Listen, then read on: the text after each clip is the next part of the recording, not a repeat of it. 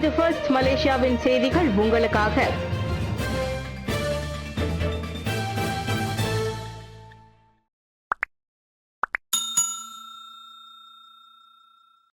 ASEAN இந்திய வணிக மாநாட்டில் தஸ்லி நிறுவனத்தின் டத்தோ டாக்டர் ரவிக்கு வாழ்நாள் சாதனையாளர் விருது. கடந்த செப்டம்பர் 26ஆம் தேதி கோலாலம்பூர் பெர்ஜியா டைம்ஸ் ஸ்கொயர் ஹோட்டலில் நடைபெற்ற ஆசியான் இந்திய வணிக மாநாட்டில் சிறப்பு விருதுகள் வழங்கப்பட்டுள்ளன. அதில் Asian India outstanding entrepreneur life time achievement award என்கின்ற வாழ்நாள் சாதனையாளர் என்ற உயரிய விருது டஸ்லி நிறுவனத்தின் நிர்வாக இயக்குனர் டத்தோ டாக்டர் ரவி பக்கிரிசாமிக்கு வழங்கப்பட்டது. இந்த மாநாடு Asian economic club AAC, Asian India economic council AIEC, KSI strategic institute of Asia Pacific ஆகியவற்றின் இணை ஏற்பாட்டில் மலேசியாவில் உள்ள இந்திய உயர் ஆணையத்தின் ஒத்துழைப்புடன் நடைபெற்றது. இதில் இந்தியாவின் வாணிபு மற்றும் தொழில் அமைச்சர் பியூஷ் கோயல், மலேசியாவின் டிஜிட்டல் அமைச்சர் கோவிந்த் சிங் தேவ் உள்ளிட்ட பல்வேறு நாடுகளின் அமைச்சர்கள், அரசு அதிகாரிகள், தொழிலதிபர்கள், முதலீட்டாளர்கள் மற்றும் நிறுவன தலைவர்கள் பங்கேற்கின்றனர்.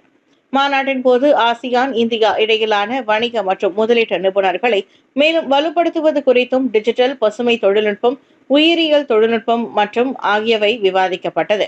மாநாட்டில் நடைபெற்ற சிறப்பு விருதளிப்பு விழாவில் கலந்து கொண்ட நிறுவனங்களுக்கு Asian India business excellence awards, தொழில் முனைவோருக்கு Asian India outstanding entrepreneurs awards வழங்கப்பட்டது. கூலாய் மற்றும் சிரம்பானில் களை கட்டிய கலர்ஸ் ஆஃப் இந்தியாவின் குளோபல் மெகா தீபாவளி பெரு விற்பனை அடுத்த ஜொஹூர் பாரு கூலிமை கலக்க வருகிறது. கலர்ஸ் ஆஃப் இந்தியா ஏற்பாட்டில் தென்னக மாநில அளவிலான குளோபல் மெகா தீபாவளி பெரு விற்பனை அண்மையில் ஒரே நேரத்தில் 2 இடங்களில் மிக சிறப்பாக நடந்தேறியது. செப்டம்பர் 24 முதல் 28 வரை ஜொஹூரின் கூலாயிலும் நெகிரி செம்பிலான் சிரம்பானிலும் நடைபெற்ற இந்நிகழ்வுக்கு சுற்றுவட்டார மக்களிடம் இருந்து பேராதரவு கிடைத்தது. கூலாயில் முதல் முறையாக நடைபெற்ற ஜொஹூர் குளோபல் மெகா தீபாவளி கண்காட்சியை அத்தொகுதியின் நாடாளுமன்ற உறுப்பினரும் தொடர்புத்துறை துணை அமைச்சருமான தியோனி சிங் தொடங்கி வைத்தார். அங்கு கொம்யூன் கண்காட்சி மண்டபத்தில் தீபாவளிக்கான உடைகள், அலங்காரங்கள் மற்றும் பல பொருட்கள் விற்பனைக்கு வைக்கப்பட்டன. நெகிரி செம்பிலானில் சிரம்பான் பிரிமாவில் நடைபெற்ற குளோபல் மெகா தீபாவளி வர்த்தக கண்காட்சிக்கு ஸ்ரீ தஞ்சோங் நாட சட்டமன்ற உறுப்பினர் டாக்டர் ராஜசேகரன் குணசேகரன் சிறப்பு வருகை புரிந்தார். பம்பு விலை 1.99 ரிங்கெட் காட்டவில்லை. குழப்பம் அடையாதீர், பயணீட்டாளர்களுக்கு வலியுறுத்து. மானிய விலையில் எரிபொருள் நிரப்பும் பம்பில் உள்ள காட்சி போட்டியில் ரோன் 95 முழு விலை காட்டப்படவில்லை. அப்படி காட்டப்படாவிட்டால் வாடிக்கையாளர்கள் வீதியடைய வேண்டாம் என்று பெட்ரோல் நிலைய நிர்வாகிகள் கேட்டுக் கொண்டுள்ளனர். இன்று முழுமையாக செயல்படுத்தப்பட்ட புடி மடானி ரோன் 95 திட்டத்தின் கீழ் மானியத்திற்கு தகுதி உள்ள மலேசியர்கள் ரோன் 95 பெட்ரோலுக்கு லிட்டருக்கு 1 ரிங்கெட் 99 சென்ட் மட்டுமே செலுத்துவார்கள். பம்ப் காட்சியகத்தில் அண்மைய சில்லறை விலையை காண்பிக்கும். ஆனால் தகுதியான நுகர்வோர் தானாகவே மானியத்தை பெறுவார்கள். இறுதி ரசீது கழிக்கப்பட்ட மானியம் தொகையை காண்பிக்கும் என்று மலேசிய பெட்ரோல் நிலைய நடத்துனர் சங்கத்தின் தலைவர் கைருல் அன்வார் அப்துல் அஜீஸ் தெரிவித்தார். இதுகுறித்து தெளிவு பெற விரும்பினால் பெட்ரோல் நிலையத்தின் பயணீட்டாளர் வாடிக்கையாளர் சேவை தொடர்பு கொள்ளலாம். பம்பில் காட்டப்படும் விலைக்கும் ரசீதில் காட்டப்படும் விலைக்கும் உள்ள வித்தியாசம் குறித்து பயணீட்டாளர்கள் கவலைப்பட தேவையில்லை என்று இதற்கு முன்னர் நிதியமைச்சு தெளிவுபடுத்தியது. ஸ்லாங்கூர் ராஜமோடா தெங்கு அமித்ஷா மற்றும் சிக் அப்சா ஃபதினி அப்துல் அசீஸ் ஆகியோரின் அரசு திருமண சடங்கை முன்னிட்டு பிலானில் இஸ்தானா சாலை இந்த வியாழக்கிழமை காலை 8 மணி முதல் காலை 10 மணி வரை மூடப்படும். பிலானில் உள்ள இஸ்தானா ஷா அலாமில் அமைந்துள்ள மஸ்ஜித் இஸ்தானா நிஜாராவில் இந்த திருமண சடங்கு நடைபெறும். விழா முழுவதும் பாதுகாப்பு, பொது ஒழுங்கு மற்றும் போக்குவரத்து கட்டுப்பாட்டை பராமரிப்பதற்கு போலீஸ் பொறுப்பேற்றுள்ளதாக தென்கிழான் மாவட்ட போலீஸ் தலைவர் துணை கமிஷனர் ரம்லி காசா தெரிவித்தார். சுல்தான் அப்துல் அசீஸ் அரச கேலரியில் இருந்து இஸ்தானா அலாம் ஷா நோக்கி தொடங்கும் அரச ஊர்வலத்திற்கு வழிவகுக்கும் வகையில் இந்த நடவடிக்கை எடுக்கப்பட்டுள்ளது. அரச மணமகள் ஊர்வலத்தின் சீரான ஏற்பாடுகளுக்காக சாலை மூடும் நடவடிக்கை எடுக்கப்பட்டதாக ரம்லி காசா கூறினார். கிளானில் இதர சாலைகள் மூடப்படாது என்பதோடு அங்கு போக்குவரத்து போலீசார் முழுமையாக கண்காணிப்பில் ஈடுபட்டிருப்பார்கள் என நேற்றிரவு வெளியிட்ட அறிக்கையில் ரம்லி காசா குறிப்பிட்டார். கோலகெடாவில் 200 ஆண்டுகள் பழமையான யானை தலை கண்டெடுப்பு. 200 ஆண்டுகளுக்கு முந்தைய கெடா சியாம் போர்க்காலத்தை சேர்ந்ததாக நம்பப்படும் யானை தலை ஒன்று கோத்தமெரினா கடற்கரையோரத்தில் மீனவரால் கண்டுபிடிக்கப்பட்டது பெரும் பரபரப்பை ஏற்படுத்தியுள்ளது. அப்பகுதி மீனவர் நேற்று காலை 10 மணி அளவில் மீன் பிடித்துவிட்டு ஜெட்டிக்கு திரும்பும் வழியில் பற்களும் தொண்டை எலும்பும் கொண்ட யானை தலையை கண்டதாக தெரிவித்தார். சுமார் 80 முதல் 100 கிலோ எடையுள்ள அந்த யானை தலையின் மீது கடல் பாசி, நத்தை புழுக்கள் ஒட்டி இருந்தன எனவும் மணலில் பாதியாக புதைந்து இருந்தது என்றும் அவர் குறிப்பிட்டார். இந்நிலையில் தனது குழுவினருடன் சம்பவ இடத்திற்கு விரைந்த கெடா மாநில அருங்காட்சியக இயக்குநர் சுஹைரே சுக்ரி அந்த தலையை அருங்காட்சியகத்திற்கு கொண்டு வந்து மேலான ஆய்வுகள் மேற்கொள்ளப்படும் என்று கூறினார். மேலும் யானையின் வயதை உறுதி செய்ய பற்களும் எலும்புகளும் DNA பரிசோதனைக்கு உட்படுத்தப்படும் என்றும் குறிப்பிடப்பட்டது. சுங்கைபுலுவில் ஜாலான் ஹாஸ்பிட்டலுக்கு அருகே சட்டவிரோதமாக யூ டர்ன் திரும்பிய ட்ரெய்லர் லாரி ஒன்று சாலையோரத்தில் நிறுத்தி வைக்கப்பட்டிருந்த காரில் மோதியது. அந்த ட்ரெய்லர் லாரி யூ டர்ன் செய்ய முயற்சித்து பின்னோக்கி நகர்ந்த போது சாலையோரத்தில் நிறுத்தப்பட்டிருந்த ஒரு காரை மோதுவதை காட்டும் 1 நிமிடம் 32 வினாடிகள் கொண்ட டேஷ்போர்டு வீடியோ சமூக ஊடகங்களில் வைரலாகியுள்ளது. யூ டர்ன் எடுப்பதை தடை செய்யும் எச்சரிக்கை அறிவிப்பு பலகையுடன் இருக்கும் சாலை சந்திப்பு இடத்தில் அந்த ட்ரெய்லர் லாரி திடீரென வளைவதற்கு முயற்சிப்பதை அந்த வீடியோவில் தெளிவாக பார்க்க முடிகிறது.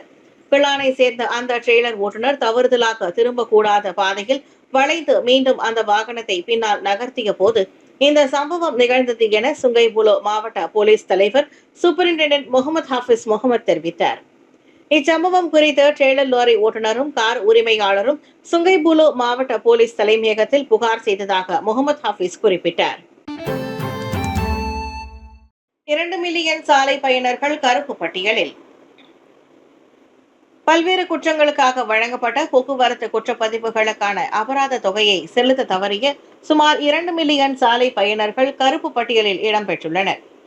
ஆவாஸ் எனப்படும் தானியங்கி விழிப்புணர்வு பாதுகாப்பு முறையின் கீழ் 53A சம்மன்கள், 114 மற்றும் 115 நோட்டீஸ்கள் தொடர்பான குற்றங்களுக்காக பெற்ற சம்மன்களுக்கு தீர்வு காணாமல் இருப்பவர்களை இந்த நடவடிக்கை உள்ளடக்கி இருப்பதாக சாலை போக்குவரத்து துறையின் மூத்த அமலாக்க இயக்குநர் டாக்டர் முகமது கிப்லி மாஹசான் தெரிவித்தார். கருப்பு பட்டியலில் சேர்க்கப்படும் அபாயத்துடன் குற்றவாளிகள் 300 ரிங்கிட் கட்டணத்தையும் சேர்க்க அதிகரிக்க நேரிடும் என்பதோடு கெஜாரா சாலை குற்றங்களுக்கான குற்றப்புள்ளிகள் அமைப்பின் கீழ் குற்றப்புள்ளிகளும் பயன்படுத்தப்படலாம். நிலுவையில் உள்ள சம்மன்கள் உள்ளவர்கள் 3 வகையான குற்றங்களுக்கும் கிடைக்கும் சிறப்பு கூட்டு சலுகையான 150 ரிங்கிட் நிலையான கட்டண விகிதத்தை பயன்படுத்திக் கொள்ளுமாறு அவர் வலியுறுத்தினார். இவ்வாண்டு ஜனவரி மாதம் தொடங்கிய இந்த சலுகை இவ்வாண்டு இறுதி வரை நீடிக்கும். ஈப்போவில் வீட்டில் மனைவியை கழுத்து நெரித்து கொலை செய்த சந்தேகத்தில் மியான்மர் ஆடவர் கைது. ஈப்போ அருகே செமோர் கம்போங் குவாலா குவாங் பகுதியில் தனது மனைவியை கொலை செய்ததாக சந்தேகிக்கப்படும் 37 வயது மியான்மர் நாட்டு ஆடவர் போலீசாரால் கைது செய்யப்பட்டுள்ளார். நேற்று மதியம் 12:30 மணி அளவில் அவ்வாடவர் தனது 28 வயது மனைவி மயக்க நிலையில் இருப்பதாகவும் ஆம்புலன்ஸ் வண்டியை தொடர்பு கொள்ள உதவி கேட்கவும் போலீசுக்கு அழைத்தார். பின்னர் பிற்பகல் 3:40 மணி அளவில் வீட்டுக்கு சென்ற போலீசார் அப்பெண் கழுத்து நெரிக்கப்பட்ட காயங்களுடன் உயிரிழந்த நிலையில் இருந்ததை கண்டு அதிர்ச்சி அடைந்தனர். இதையடுத்து அந்நபர் உடனடியாக கைது செய்யப்பட்டார். உடல் பிரேத பரிசோதனைக்காக ராஜா இப்போ பெய்மச்சுரி பைனூன் மருத்துவமனைக்கு அனுப்பப்பட்டது. கொலைக்கான காரணம் விசாரிக்கப்பட்டு வருகிறது. லண்டன் பல்கலைக்கழகத்திற்கு அருகே காந்தி நினைவு சின்னம் சேதப்படுத்தப்பட்டது. லண்டன் டாவிஸ்டாக் சதுக்கத்தில் உள்ள இந்தியாவின் சுதந்திர தந்தை அண்ணல் காந்தியடிகளின் சிலை திங்கட்கிழமை சேதப்படுத்தப்பட்டது. அக்டோபர் 2ஆம் தேதி ஆண்டுதோறும் நடைபெறும் காந்தி ஜெயந்தி கொண்டாட்டங்களுக்கு சில நாட்களுக்கு முன்பு அந்த சிலை சேதப்படுத்தப்பட்டது வெட்கப்படக்கூடிய ஒரு செயல் என்பதோடு அகிம்சையின் மரபின் மீதான இந்த தாக்குதலை இந்திய தூதரகம் கடுமையாக சாடியது.